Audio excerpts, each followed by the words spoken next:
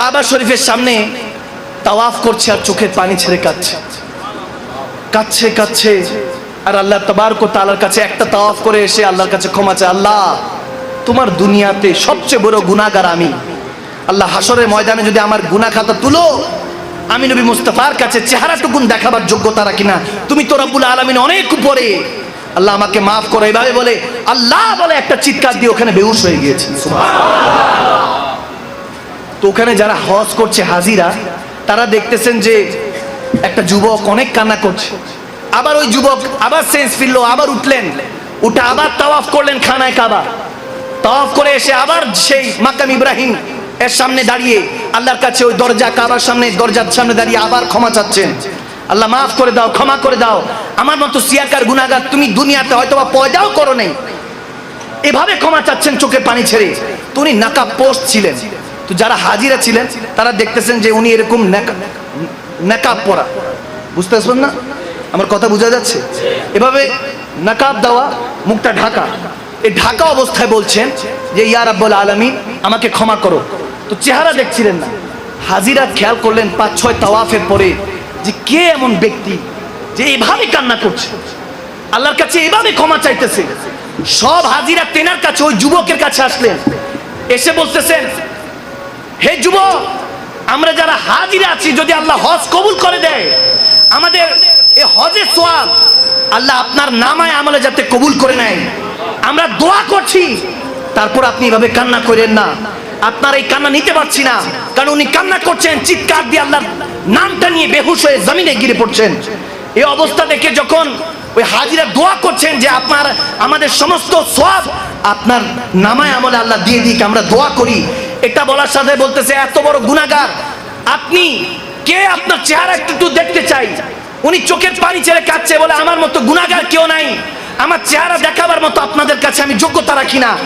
ওই নাকাব পোস্ট যখন ওই আল্লাহর বান্দা যুবক যখন এইভাবে নাকাবটা যখন রুমালটা মুখ থেকে সরালেন, ওখানে হাজার হাদিসে এসেছে, বাইহাকি শরীফের হাদিসে এসেছে যে অসংখ্য হাজিরা ওই অবস্থায় শুধু চেহারা মোবারক দেখে সাথে সাথে ওখানে ইন্না লিল্লাহ ওখানে ইন্তেকাল হয়ে গিয়েছে। সুবহানাল্লাহ, চেহারা দেখে ইন্তেকাল হয়ে গিয়েছে। জানতে চান তিনি কে ছিলেন? তিনি ইমামে আলী মাকাম ইমামে হোসাইন ছিলেন। ইমামে হোসাইন দাঁড়িয়ে কাবা শরীফের সামনে বলতেছে ইয়া রাব্বে কারীম, আমার মতো গুনাহগার এই দুনিয়াতে নেই। আরে জান্নাতের সর্দার, জান্নাতের যুবকদের সর্দার, মুমিনদের সর্দার, নবী রাসূলদের সর্দার, কারণ যুবক তো সমস্ত নবী রাসূল হবেন, মুমিনরা হবেন, ওলি গাউস কুতুবরা হবেন। শুধু সেখানেই শেষ নয়, সমস্ত ফেরেশতা কুল কায়নাতের সর্দার তেনাদেরকে বানানো হয়েছে। সে হাসানে মুজতাবা, হোসাইনে মুর্তাজা, তিনি দাঁড়িয়ে বলছেন যে আল্লাহ আমার মতো গুনাহগার কেউ নাই। আর আমরা মনে হয় যেন বেহেশতের সার্টিফিকেট নিয়ে ঘুরছি, এমন ভাবে চলাফেরা করি, অহংকারে জমিনে পা পড়ে না। আল্লাহর কাছে তওবা করে ফিরে আসুন বান্দা। এই মাহফিলগুলি কোনো এন্টারটেইনমেন্ট বিনোদন বানাবেন না, খোদার কসম এটার জবাব কবরে জেলে আপনাকে আল্লাহর হাবিবের কাছে দিতে হবে। মদিনাওয়ালা যদি বলে লা তুই চিনি না, মা কুনতা তাকুলু ফি হাক্কি হাযা রাজুলি মুহাম্মাদি, যখন জিজ্ঞেস করবে তাকুলু, মিম্বরে রাসূলে বসে কি বলেছো? নিজের মতো বলেছো না ইয়া রাসূলুল্লাহ বলেছো না ইয়া হাবিবাল্লাহ বলেছো? ওদিন যদি পরিচয় না দিতে পারেন, আর মদিনাওয়ালা যদি দেখে বেনামাজি ছিল, সুদ ঘুষ খাইতো, দেশের টাইনে দশেরটা খেতো, এরকম যদি কামলিওয়ালা নবী বুঝে যায়, লাভলি বলবে যে চিনি না এই উম্মতকে, তখন আপনার ঠিকানা ফি নারে জাহান্নামা খালিদিনা, চিরস্থায়ী জাহান্নামে হবে। নাউজুবিল্লাহ বলে। কারবালার প্রান্তরে প্রায় 6-7 বছরের পরের ঘটনা কি হয়েছে জানেন? ওই প্রান্তর থেকে শুধু একজন ফিরেছেন, সবাই জানেন, তেনার নাম হলো, একজন আওলাদে রাসূল, একজন শাহজাদা ফিরেছেন, তেনার নাম ইমাম জাইনুল আবিদিন, একজন ফিরেছেন। তিনি 6-7 বছর পর লঙ্গর সাজালেন, খাবার খাওয়াচ্ছেন সবাইকে। আমরা তো এরকম নির্মম, আহা, কারবালার প্রান্তরের কথা বলে শেষ করা যাবে না। সেই ইমাম হাসান হোসেনের কথা বললে আনে যে ইয়াজিদের সাথে এটা নাকি একটা রাজনীতিক পলিটিক্স বিষয় ছিল, এগুলো নিয়ে কথা বলার দরকার নেই। নাউজুবিল্লাহ। তাহলে যদি আপনার কাছে এরকম মনে হয়, আপনার আওলাদের নামে ইয়াজিদ রাখেন না কেন? আওয়াজ দেন। যদি এরকম হয় তাহলে আপনার আওলাদের নাম ইয়াজিদ রাখেন না কেন? তখন তো বলবে এজিদের আব্বা, ঠিকই না? আপনাকে তো এজিদের বাপ বলে ডাকবে, ওটা তো আপনার কাছে গালি মনে হবে। আলাইহি রাহমাতুল্লাহ আলাইহি লাগে নাউজুবিল্লাহ। চিন্তা করেন কোথায় পৌঁছাইছে। 3 দিনে বেশি শোক করার জায়েজ নাই, আমরা জানি, আমরা এটা মানি। আমাদের মুমিনদের সর্দার যিনি থাকবেন, যুবকদের সর্দার ইমামে হোসাইনের, রসুল আরবির খানদান লুটে গেল, কোরবানি হয়ে গেল। ওখানের ওই বিষয়টা নিয়ে আমরা মেহফিল সাজাতে পারবো না, গাম মানাতে পারবো না। শিয়া তোকমা লাগিয়ে দিবেন। একটা নতুন করে ফাসাদ শুরু হয়েছে, সুন্নিদের মধ্যে নাসিবি ঢুকে গিয়েছে। একজন আকাবির এনে জুবানে শোনা, সুন্নিদের মধ্যে নাসিবি ঢুকে গিয়েছে। মনে করে যে আহলে বায়াতের কথা বললেই শিয়া তোকমা, খারি রাফিজিদের তোকমা লাগিয়ে দেয়। বসি আছে সিন্নি। ইসমাইল জবিউল্লাহ 10ই জিলহজে পালন করেন। যদি ওই দিন ইসমাইল জবিউল্লাহ কোরবানি হয়ে যেতেন, প্রত্যেক বাবার উপর ফরজ হতো ওই কোরবানির দিন নিজের সন্তানকে কোরবানি করা। বেঁচে গিয়েছেন তো এই জন্য জুবান দিয়ে বড় বড় কথা বের হয়। শুনেন, উনি তো পরদাদা ছিলেন ইসমাইল জবিউল্লাহ। এদিকে নাতি হোসাইনের যখন ব্যাপার আসলো, প্রশ্ন জাগতে পারে যে ইসমাইল জবিউল্লাহর ক্ষেত্রে, ইব্রাহিম খলিলুল্লাহর ক্ষেত্রে যখন ইমতিহান আসলো, ইসমাইল জবিউল্লাহর গর্দান দিয়ে তলোয়ার চালালো, কিন্তু আল্লাহ ছুরি চলতে দিলেন না, দুম্বা ঢুকিয়ে দিলেন, দুম্বা রেখে দিলেন। ঈদুল আজহা হয়ে গেল, 10ই জিলহজ, রক্ত দিয়ে শেষ হয় বছর, আবার রক্ত দিয়ে শুরু মুহররমের মাস। এই মাস স্যাক্রিফাইসের মাস নয়, আদর্শের মাস। শুধু এই দুজনের মধ্যে আমি পার্থক্য এটাই বলি যে দাদার বেলায় ছুরি চলে নাই, নাতির বেলায় ছুরি চলেছে। এজন্য দাদার বেলায় ছুরি চলে নাই, কারণ নূরে মুস্তাফা ইসমাইল জবিউল্লাহর মধ্যে ছিল। নূরে মুস্তাফা বাঁচাবার যখন দরকার ছিল, আল্লাহ ছুরি কাজ চালাই নাই। আর যখন দ্বীনে মুহাম্মাদি বাঁচানোর দরকার ছিল, নাতি হোসাইনকে কুরবান করে দিয়েছেন। সুবহানাল্লাহ। असल में एक बात क्या था पता नहीं, किसी को पता नहीं, बस घूम फिर रहा, खा रहा है, पी रहा है, जी रहा है अपने साथ। প্রত্যেকটা ব্যক্তি টেনশনে আছে। প্রত্যেক দিন ঘুম থেকে উঠেন, দেখবেন একটা না একটা টেনশন আছে, ডিপ্রেশনে আছে। জীবনের সাথে যুদ্ধ চলছে। এখন আর ওই ঘোড়া তলোয়ার নিয়ে মাঠে ময়দানে গিয়ে যুদ্ধ করবেন, ওই দিন নেই। এখন জীবনের সাথে যুদ্ধটাই হলো সেই জিহাদ। নফসের সাথে যুদ্ধ হলো জিহাদ। ঘটনা না বললেই নয়, ইমামে হোসাইনে কারবালা যখন তেনার হাতে জুলফিকার, সুবহানাল্লাহ, জুলফিকার, লা ফাতা ইল্লা আলী, লা সাইফ ইল্লা জুলফিকার। সেই জুলফিকার, জুলফিকারের মালিক মৌলা আলী মুশকিল কুশা আসাদুল্লাহ, আল্লাহ সিংহ। প্রশ্ন করে ইমামে হোসাইন ফুরাত নদীতে গিয়েছে, পানি তো পান করতে পারে নাই। পানি কি ডাক দিলে আসতো না? আমি বললাম ইমামে হোসাইন তো অনেক পরের বিষয়। খাজা মাইনুদ্দিন চিশতি যখন ডাক দিছে আনা সাগরের পানি লোটাতে, আপনাদের আওয়াজ আসে না বাবা? আওয়াজ আসে? আমার কথা বোঝা যায় না? খাজা মাইনুদ্দিন চিশতি নবীর আওলাদের ঘরে, আওলাদের ঘরে, ইমাম হোসাইনের ঘরে, আওলাদের আওলাদের আওলাদের আওলাদের গোলামের ঘরে, আওলাদের ঘরে আস্তে আস্তে কত পরে নসল ডাক দেয়। পৃথ্বীরাজ চৌহানের সমস্ত প্রাচীর ধূলিসাৎ হয়ে যায়, আনা সাগরের পানি লোটাতে চলে আসে। আমি বললাম খাজা মাইনুদ্দিন চিশতি আজমিরের এই কারামত, কারামত আউলিয়া হাক্কুন তোমরা মানো। তুমি জিজ্ঞেস করছো ফুরাত নদীর পানি কেন আসলো না? তাহলে শুনো, ওই দিন পিপাসিত হোসাইন না, ফুরাত নদীর পানি ছিল, ঠিক না? ওই দিন পিপাসিত হোসাইনের জুবান ছিল না, আলী আসগরের জুবান ছিল না। যখন আম্মা জানরা বলতেছেন একটু আলী আসগরকে দেখান, হয়তো বা বাচ্চাদেরকে দেখিয়ে পানি নাম সামনে এগিয়ে দিবে, তখন ওই বাচ্চার উপরে তীর ছাড়ানো হয়েছিল। তখন ইমামে হোসাইনে কারবালা জুলফিকার তেনার হাতেও ছিলেন, চাইলে এক কবে সবাইকে শেষ করতে পারতেন। তারপরও ধীরে ধীরে বুঝিয়েছেন এগুলো আগাছ ছিল, এগুলো শুধু কোরবানি ছিল না, স্যাক্রিফাইস ছিল না, আগাছ ছিল যে মুসলমান একটার পর একটা তোমাদের উপর ইমানের হামলা হবে। নিজেকে হেফাজত করো, নিজের ইমানকে হেফাজত করো। ইশকে রাসূল, সাহাবায়ে কেরামের ইজ্জত আবরুরকে, আল্লাহর দ্বীন ও ইসলামকে, কোরআনের ইজ্জত আবরুরকে কখনো ধূলিসাৎ হতে দিও না। ইসলাম जिंदा होता है हर करबला के बाद। सब समय নিজেরা প্রস্তুত থেকো।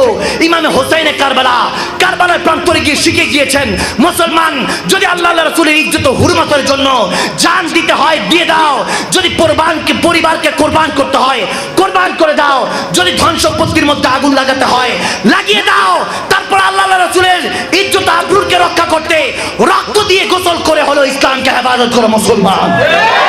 তুই হাত তুলে বলো ঠিক কিনা, বলো রাজি আছি কিনা?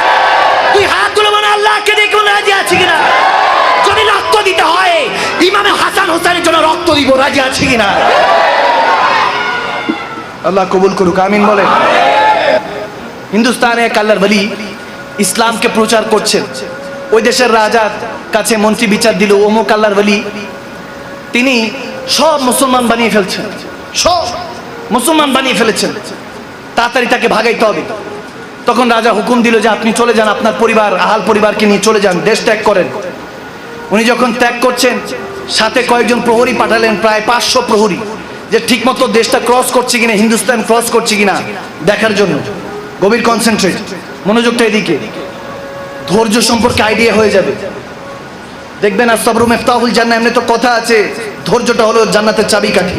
আমার আপনার মধ্যে ধৈর্য নাই, অধৈর্য, এজন্য শুকরিয়া নাই। শুকরিয়া নাই দেখে আল্লাহ দেয়ও না, আওয়াজ দেয় না। এই যে কয়দিন আগে মহামারী গেল, ভুলে গেছি আমরা সবাই, শেষ রাত গেই বাদ গেই ভুলে গেছি।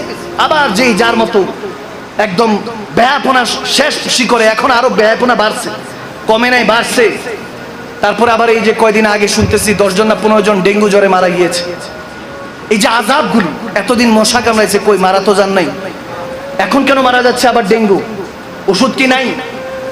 আছে। ওই করোনা এসে আমাদের শরীরের মধ্যে আমাদের নার্ভ সিস্টেমগুলি, আমাদের ফুসফুসগুলি দুর্বল করে দিয়ে গিয়েছে, আমাদের কন্ট্রোল, শরীরে যে কন্ট্রোল পাওয়ার আছে এগুলো দুর্বল করে গিয়েছে।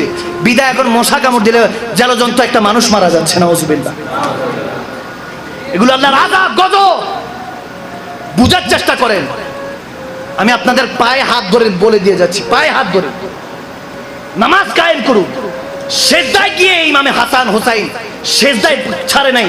ইমামে হোসাইন যখন গর্দান না হচ্ছে বলতেছে যে এই দিকটা কাটিস না, এখানে আমার দয়াল নবীর চুমু মুবারক আছে, পিছন দিয়ে কাট। আরে মৃত্যু তো ইমামে হোসাইনের পারমিশন নিয়ে পিছনে এসেছে, সামনে আসতে পারে নাই। সুবহানাল্লাহ।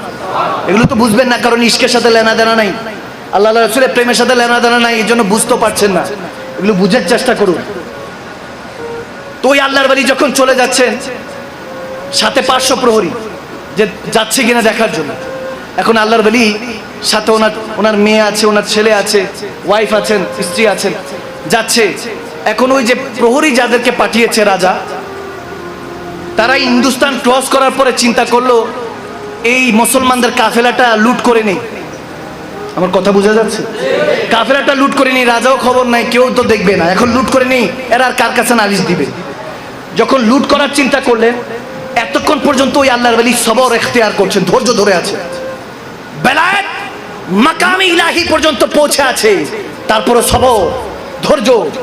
যখন পাড়ি দিচ্ছেন, লুণ্ঠন হচ্ছে, হামলা হচ্ছে, ওই প্রহরীরা 500 জন, তেনারা কাফেলায় সর্বোচ্চ হয়তো 20-25 জন। তিনি এতক্ষণ ধরে সবর ধরছেন, লুট করছে।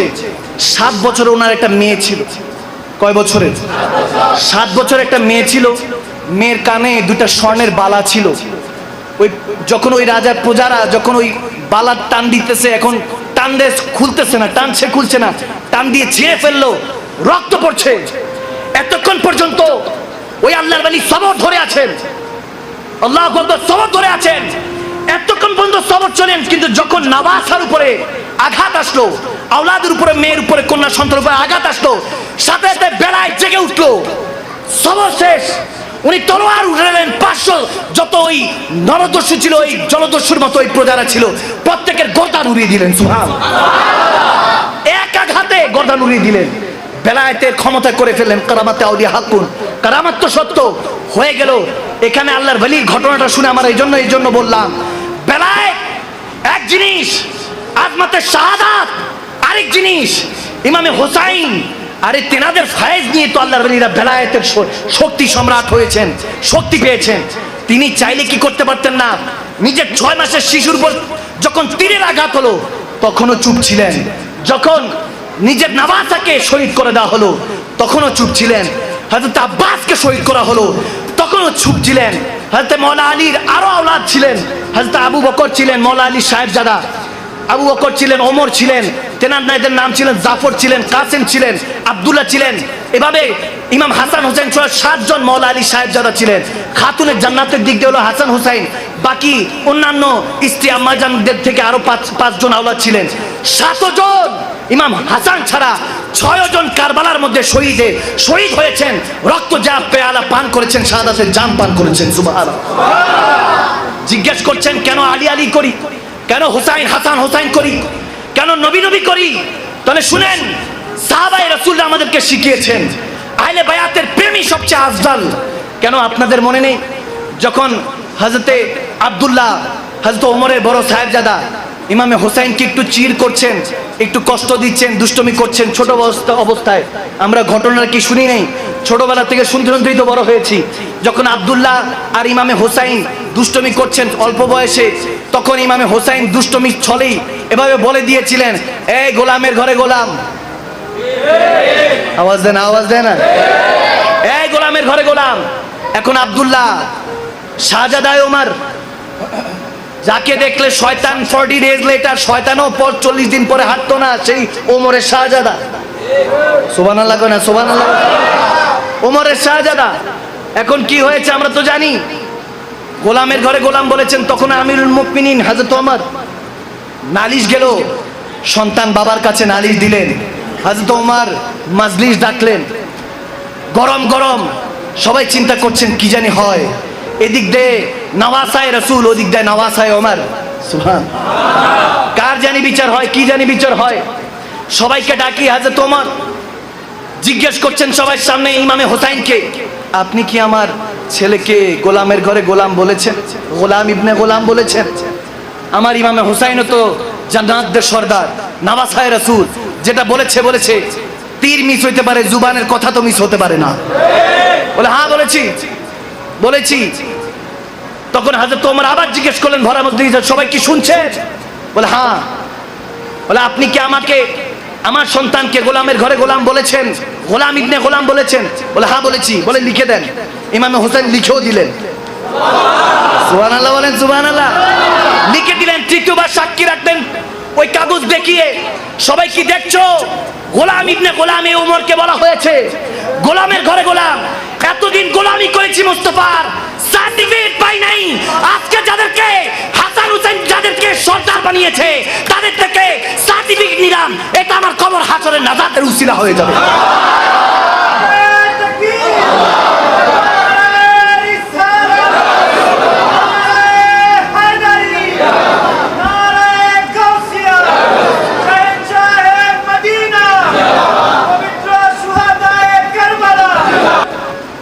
मैं तो पंजे तन का गुलाम हूँ, मैं तो पंजे तन का गुलाम हूँ। ठीक है ना ठीक है ना ठीक है ना। मैं गुलाम इब्ने गुलाम हूँ, मैं फकीर खैरुल अनाम हूँ, मैं गुलाम इब्ने गुलाम हूँ, मैं तो पंजे तन का गुलाम हूँ, मैं तो पंजे तन का। मुझे इश्क है तो खुदा से है, मुझे इश्क है तो रसूल से, मुझे इश्क है तो अली से है, मुझे इश्क है तो हसन से है, मुझे इश्क है तो हुसैन से, मुझे इश्क आले ज़मा से है, मैं तो पंजे तन का गुलाम हूँ, मैं तो पंजे तन का गुलाम हूँ। चिल्ले बोलুন না সুবহান।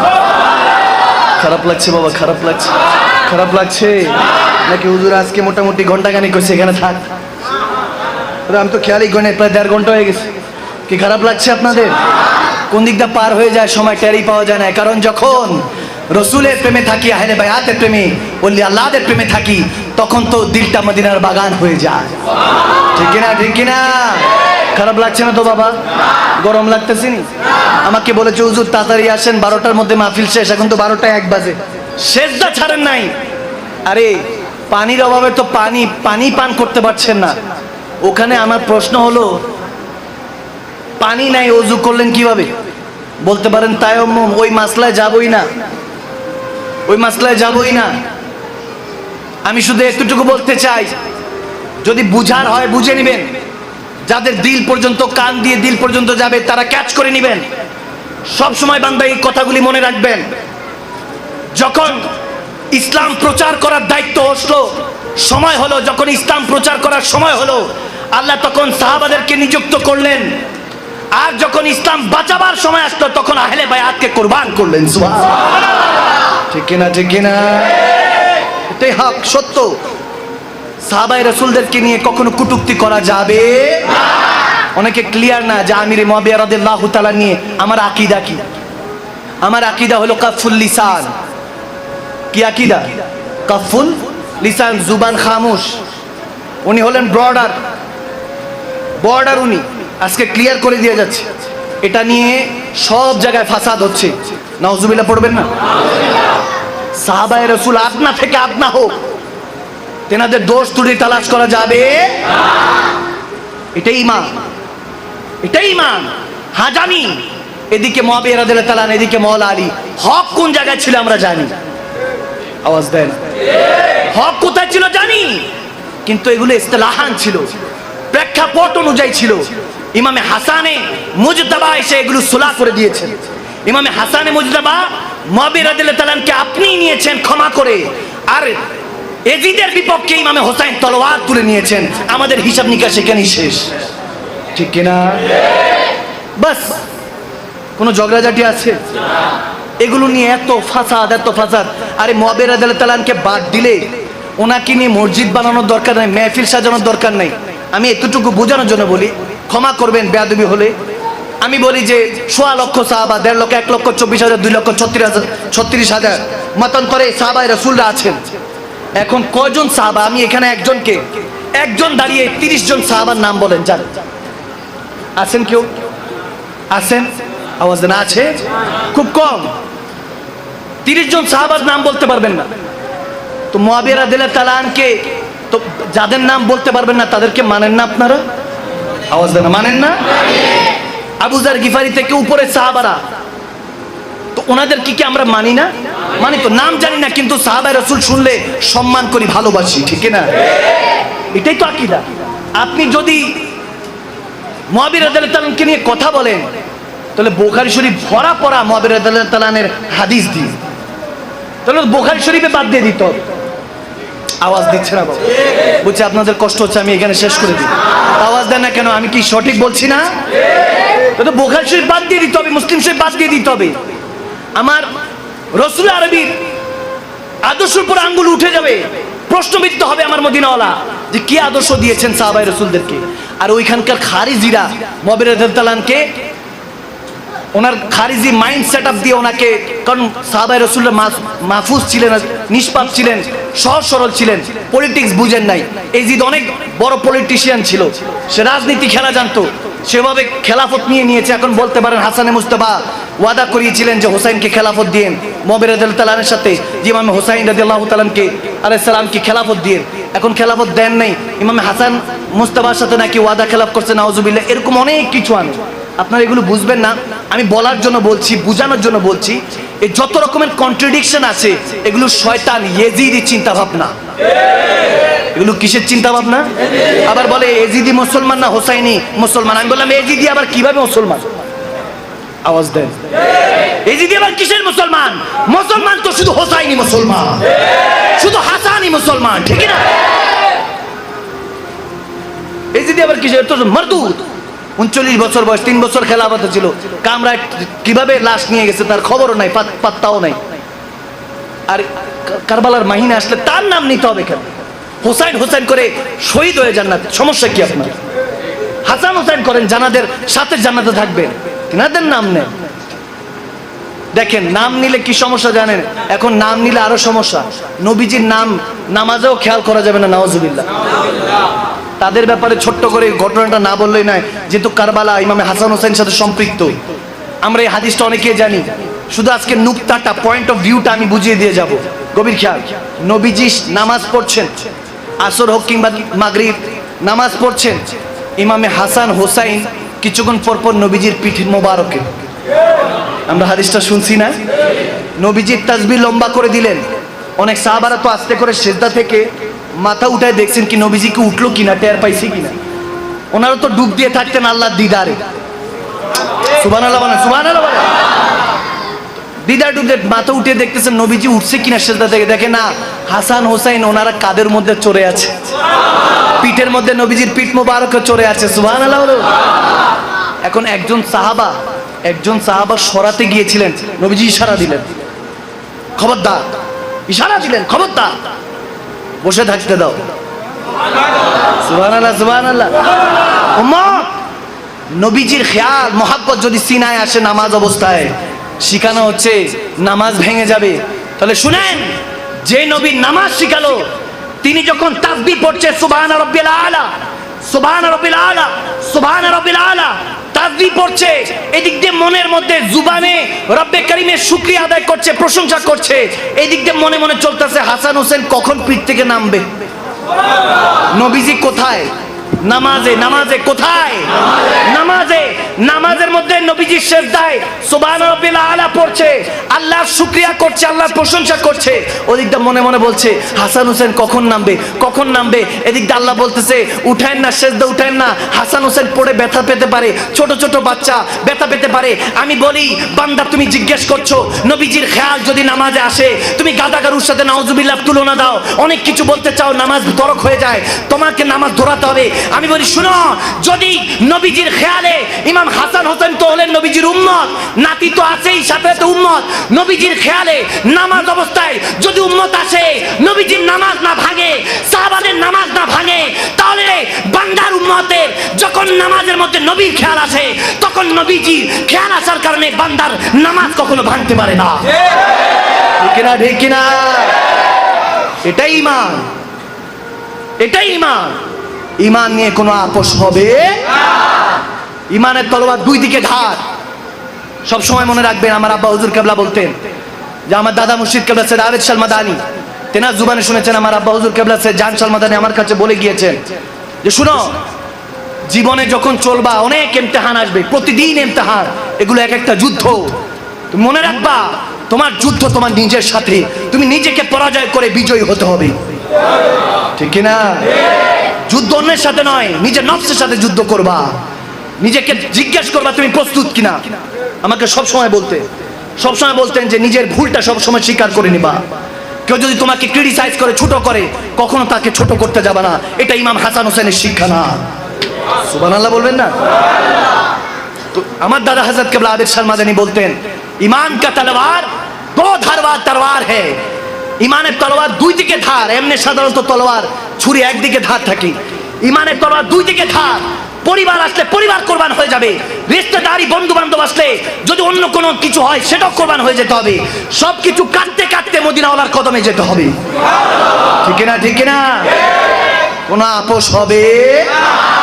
ক্ষমা করে দিব, আপনার সাথে লেনা দেনা নাই, দূরে থাকেন, ভালো থাকেন। আপনার থেকে খাইও না, পড়িও না, তা আপনার নামে এত বলবো কেন? জুবানে দিয়ে এত বলবো কেন? আপনি চাইতেছেন আমি নাম নিবই না, বলবে এত জ্বালাই জ্বলে না কেন? আওয়াজ দেন, আওয়াজ দেন। আপনারে গালি দিছে, গালি দিয়ে যখন সামনে দিয়ে যাবে, আপনি যখন একটা মুচকি হাসি দিয়ে সামনে দিয়ে চলে যাবেন, বলবে এত জ্বালাই জ্বলে না কেন? সে ভিতরে ভিতরে জ্বলে পুরো ছাই। আমি এদিক দিয়ে আল্লাহ রাসূলের প্রেমে নাই। ঠিক না, ঠিক না? ক্ষমা করতে শিখুন, ক্ষমা করতে শিখুন। ওই যে বলছিলাম, ইমাম জাইনুল আবেদিন এরকম লাশকার লাগানো, খাবার খাওয়াচ্ছেন, ওখানের মধ্যে 6-7 বছর, কারবালার 6-7 বছরের পরে ঘটনা। ইমাম জাইনুল আবেদিন খাবার খাওয়াচ্ছেন, একজন এজিদি বসা। কোন জেদি? আওয়াজ দেন, কোন জেদি? এজিদি বসা। ইমাম জাইনুল আবেদিন ওনাকে খাবার দিয়ে সামনে চলে গেলেন। সে বলতেছে আরেকজন রে, কি ব্যাপার, আওলাদের রাসূলুল্লাহ নাকি সব জানে চিনে? কই, আমি যে অত্যাচার করছি 6-7 বছর আগে, ভুলেই তো গেছে, আমারে খাবার দিয়ে চলে গেল, মনে হয় চিনেই না, মুচকি হাসি দিয়ে চলে গেল। আমি বললাম ইমাম জাইনুল আবেদিনের অ্যাটিটিউড তুমি বুঝো নাই। আওয়াজ দেন, আওয়াজ দেন না। পার্সোনালিটি তুমি বুঝো নাই। তিনি ক্ষমা করে সামনে চলে গিয়ে যাতে, এটাই আমাদেরকে শিক্ষা দিচ্ছেন, ঠিক কিনা? যে অতীত, পাস্ট ইজ পাস্ট, তুমি ওই অতীতকে ভুলে যাও। যখন এরকম হয়েছে, এখন যখন এই এজিদি এই কথা বলতেছে, ইমাম জাইনুল আবেদিন অনেক দূরে চলে গিয়েছিলেন, আবার আসলেন, আয়েশা বলতেছে বাবা কি বলেছেন? ভিতর দিয়ে তো কলজা নাই, ভাবছে যে শুনে নাই, আস্তে আস্তে বলছে। এখন চিন্তা করতেছে কইলাম তো আস্তে, শুনলো কেমন? আল্লাহু আকবার বলেন না। ওয়াল্লামাকা মা লাম তাকুন তাআলাম, এই তাফসীরে আমি যাব না। আল্লাহ যাদেরকে ভালোবাসেন আল্লাহ বলে দিয়েছেন, আমি যা জানি সেই ভালোবাসার মানুষকে সব জানিয়ে দেই, ঠিক কিনা?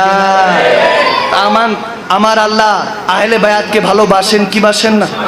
আওয়াজ দেন, বাসেন কি বাসেন না? আমার আল্লাহ নবী রাসূলদেরকে ভালোবাসেন কি বাসেন না? তাহলে আল্লাহর ইচ্ছায় নবী রাসূল, আহলে বায়াত, ওলি আল্লাহ, গওস কুতুব আমাদের পাস্ট প্রেজেন্ট ফিউচার, অতীত বর্তমান ভবিষ্যৎ বলতে পারেন কি পারেন না? কার ইচ্ছায়? কার ইচ্ছায়? আল্লাহর ইচ্ছা।